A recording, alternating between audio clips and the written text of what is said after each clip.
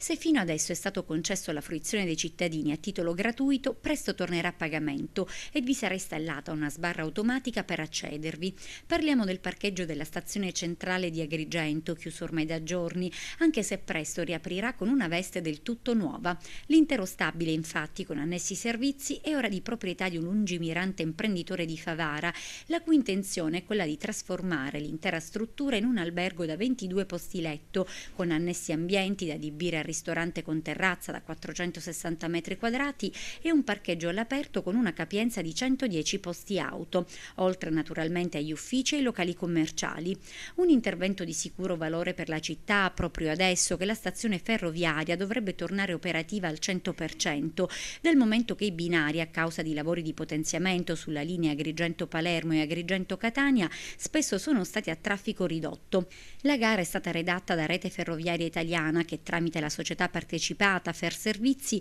ha deciso di aprire la porta ai privati, consegnando così all'imprenditore favarese le chiavi della struttura e degli immobili annessi. Insomma, il cuore della città sembra rifarsi il look. Sono infatti ormai pronti al via anche i lavori di riqualificazione e ammodernamento di Piazza Marconi, la piazza antistante la stazione centrale, un progetto di cui si parla già da anni, precisamente dal 2007, quando l'allora sindaco della città era Aldo Piazza. Pegasus, questo è il nome che i progettisti di Rete Ferroviaria Italiana diedero al progetto, rientra in un piano di recupero e rilancio del patrimonio del centro storico che prevede la realizzazione di un circuito turistico di grande interesse che punta alla riqualificazione dal punto di vista estetico e funzionale di una zona che si propone di essere uno dei luoghi più eleganti del centro.